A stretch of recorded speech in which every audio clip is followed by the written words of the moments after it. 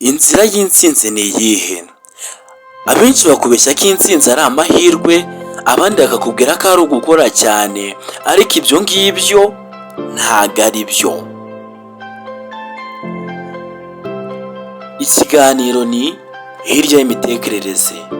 Niba ari ubwa mbere ugeze hano kuri Shariph TV, kana subscribe, like, share na comment. Ibyo ni inkunga kuri twe. Iki kiganiro mukitegurirwa nanjye Shariph hano kuri Shariph TV. Reka dukomeze. Ese ni ukubera iki abagize icyo bageraho mu buzima bavuga ko batsinze, abagize amanota menshi bakavuga ko aribo batsinze? Ibyo biterwa n'iki? Ni ukubera iki abagize umubare nyamwinshi aribo bita intsinzi, aribyo bita intsinzi? Uwatsinze abandi aba yabasize cyane muri atlete. Mu mashuri uwagize amanota menshi akaba ari ufite intsinzi. Mu buzima bwacu busanzwe ufite byose akaba afite amafaranga ndetse n'ibindi bijyanye nayo, aribyo bita ubukungu, nayo bamwita umutsinzi. Ese inzira y'intsinzi ni iyihe? Kubera iki buri wese akubwira ikintu yarangiza akakubwira inzira imwe, akakubwira ati nukomeza gukora iki ngiki uzagera ku ntsinzi, kandi intsinzi yawe izagushimisha. Wagikora kikanga, nyamara undi yagikora we bikemera. Ese inzira y'intsinzi ni iyihe? Bana nanjye muri kino kiganiro kugira umenye ngo ese inzira y'intsinzi ni iyihe, kugira umenye ni gute waba mu ntsinzi, ni gute mu buzima bwawe bwose warangwa n'intsinzi. Umva kino kiganiro paka kirangiye, turaza kurangiza warangije gusobanukirwa. Mbahaye ikaze. Mu buzima bwacu bwa buri munsi, buri muntu wese abaho agamije kuzatera imbere, kubaho neza, ndetse no kuzagera ku byo abandi bifuza, akagera ku byo abandi batekereza ko batageraho. Ubwo nibwo buzima. Ariko muri iyi si ntabwo ari weho wenyine ushaka kugera muri ibyo bintu byiza, ntabwo ari wewe wenyine ushaka kugira amafaranga cyangwa ugereka ikindi kintu cyiza. Oya, ni abantu benshi. Niyo mpamvu no muri buno buzima biba bisaba ngo utsinde. Uwatsinze niwe ugera kuri icyo kintu twese twifuzaga. Niyo mpamvu bavuga ko ubuzima ni competition. Iyo utinze urasigara. Ni ukubera ko abantu benshi bakubwira inama yo gukora ikintu, wowe wagikora kikanga, mu gihe bo bagikoze bigakunda. Ni ukubera ko buri muntu wese akubwira kugira ugere ku kintu, akakubwira inama nziza kandi y'ingenzi, usibye nawe n'abandi bakurikiza, ariko weho ntihagire ikintu ukumarira. Ushobora kwibaza no kubera iki? Reba nawe, umuntu ashobora kukubwira ati kugira uzatsinde mu masomo ugomba kwiga cyane ndetse ugakora etide birenze ibikenewe kugira utsinde. Ariko ugasanga hari abatagize n'icyo bakora kandi bakurushije amanota. No mu buzima nuko. Umuntu arakubwira ati kora cyane uzagera ku ntsinzi y'ubuzima, ugere ku byo usaka byose, ndetse ugere ku byo wifuje ukiri umwana na n'ubu ngubu ugishaka. Ariko ugakora iyo byabaga bwose, ugakora ibishoboka byose kugira ukigereho, ntukigereho. Mu gihe wabona undi akabikora mu ibyagutwaye imyaka 50, akabikora mu masegonda atarenze 3, ugahita ubona bigezeho. Ese ni ukubera iki? Intsinzi y'ubuzima ni iyihe? Ni ukubera ko ushobora kubaka ikintu, ukubaka ubukungu bwawe, byibuze bikagutwara nk'imyaka 30 yose ukora ubukungu kandi ubugenderaho ukanabugeraho. Ariko ugasanga undi muntu mu gihe kitarenze umwaka umwe gusa yabashije kubaka ubukungu burenze ubwawe. kandi cyane. Ese ni ukubera iki? Intsinzi y'ubuzima ni iyihe? Ubundi mu busanzwe kugira usobanukirwe mu buryo bworoshye, kugira ugire ubuzima bwiza bisaba inzira nyinshi. Kugira ugere ku ntsinzi ni inzira nyinshi. Ntabwo kugira ugere ku ntsinzi ari akayira kamwe cyangwa se inzira imwe ikugeza ku ntsinzi. Oya, nutekereza ko ari inzira imwe izakugeza ku ntsinzi, bizarangira uyikoze uhitemo igihe cyawe cyose, ariko ntuzagera ku ntsinzi y'ubuzima bwawe. Ati gute? Buri muntu wese arihugura kugira agire icyo ageraho kandi akomeze kugira icyo yiyongeraho. Bivuge ko aka kanya niba watangiye bizinesi, kugira ugere ku ntsinzi y'amafaranga menshi cyangwa ugere ku ntsinzi y'ubukire, bizagusaba guhora wihugura muri iyo bizinesi yawe.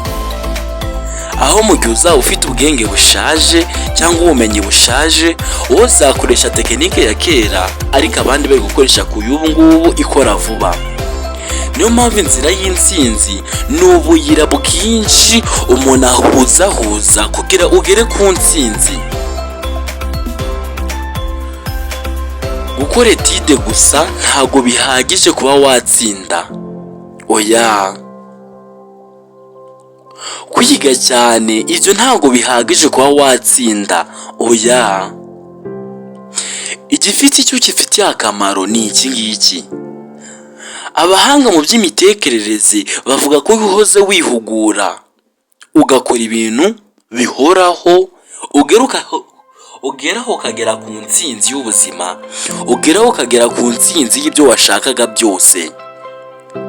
Reba nawe, umuhanga wafunguye bizinesi mu mwaka w'ibihumbi 2000, ubu tugeze mu 2026, ashoboye kuba afite bizinesi ifatika kandi imeze neza cyane.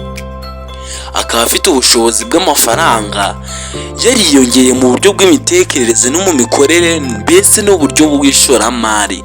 Uburyo bw'ishoramari abutamo igihe kinini ndetse atekereza n'uburyo yakwiyagura.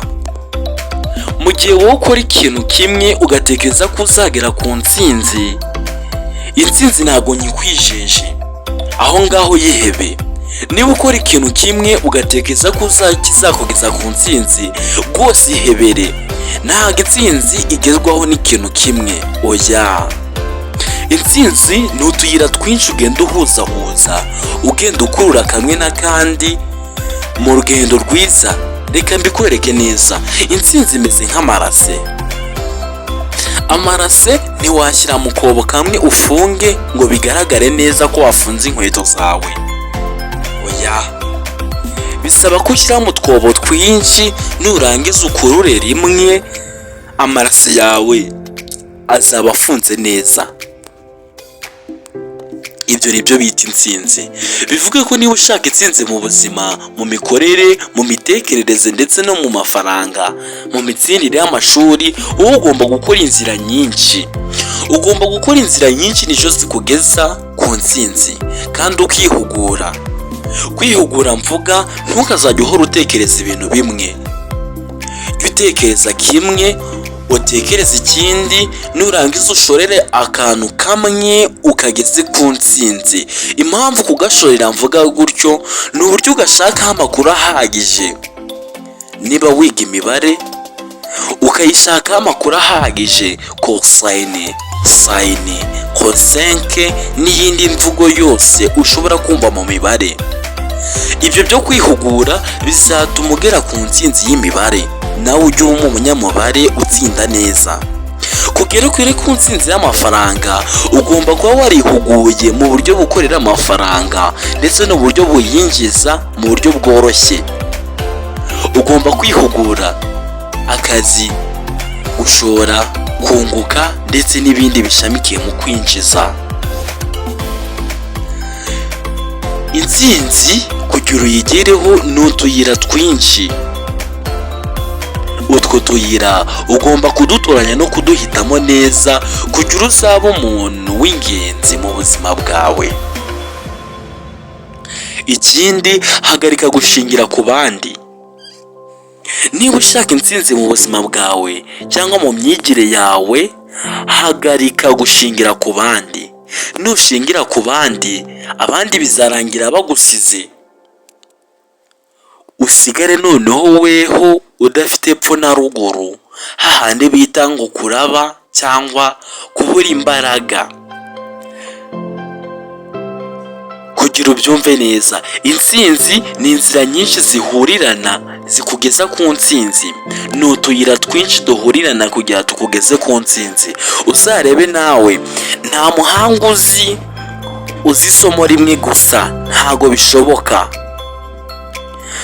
Nta n'umukire mu isi uzi ukora ikintu kimwe gusa, ntago bishoboka.